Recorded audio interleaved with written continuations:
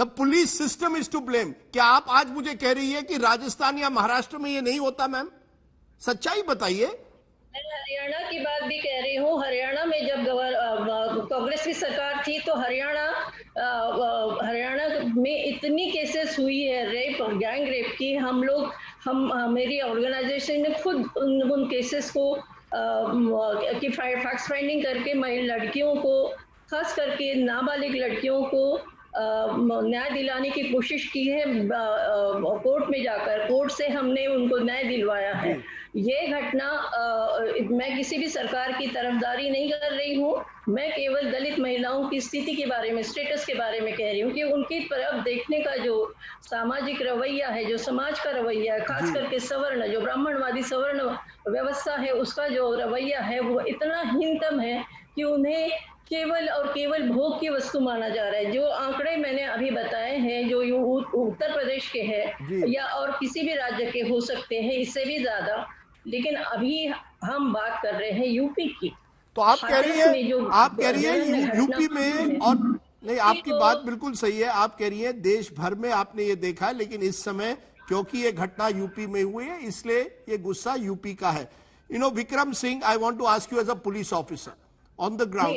मेरी बात अभी पूरी नहीं हुई है राजदीप, मेरी बात अभी पूरी नहीं हुई है। दलित महिलाओं पर जब भी अन्याय की और अत्याचार की घटना होती है तो पुलिस का यही रवैया हमने सब जगह देखा है कि रेप को रेप नहीं कहेंगे, केवल स्क्रैचिंग कहेंगे या उसे एब्डक्ट किया गया है। कई घटनाओं में जब हमने PIL डाली है सुप्रीम कोर्ट में, तो वो सुप्रीम कोर्ट की तरफ से जब इंक्वायरी हुई तो 5 रेपिस्ट पकड़े गए, जिसे सरकार, वहां की सरकार ने और पुलिस ने और जुडिशियरी ने उसे रेप नहीं माना था।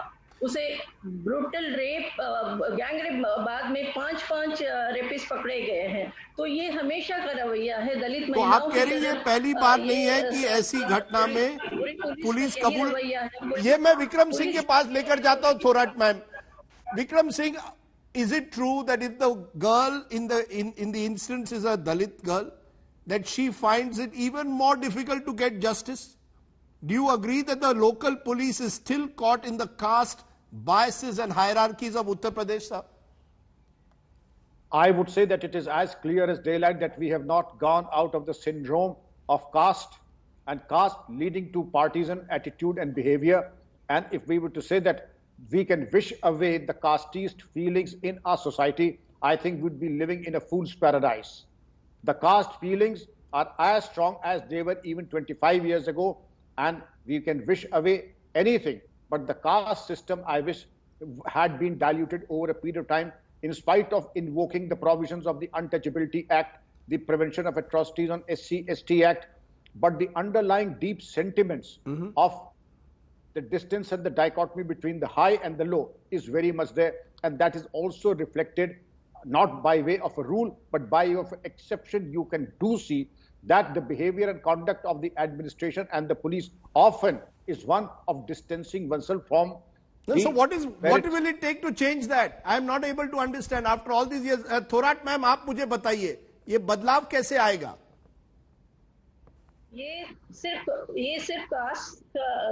कास्ट सिस्टम जब तक खत्म नहीं होती है, दलितों को उनके अधिकार नहीं दिए जाते हैं, महिलाओं को सुरक्षा नहीं प्रदान की जाती है, राज्य की तरफ से ही सुरक्षा प्रदान की जाती है। और राज्य अगर ये सुरक्षा प्रदान नहीं करना चाहता है या उसके लिए जिम्मेदार माना जाता है तो वो सरकार निकम्मी है, जो भी सरकार होगी। गुना में जो मध्य प्रदेश के गुना में ये घटना सारी दुनिया ने देखी है।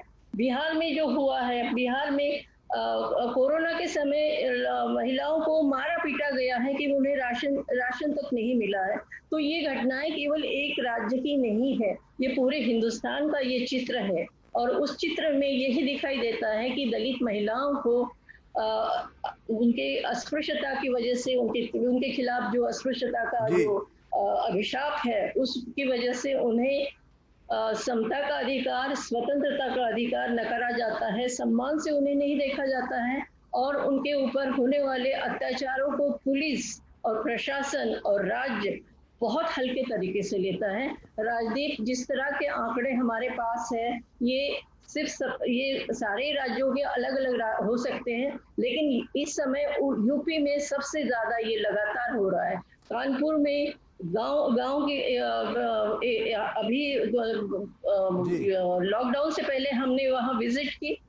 कानपुर के पास के एक गांव में पूरी कम्युनिटी को राजपूत समाज ने इतना मारा कि 20 महिलाएं और बच्चों तक, 5 साल का बच्चा भी उनकी पिटाई का शिकार हुआ।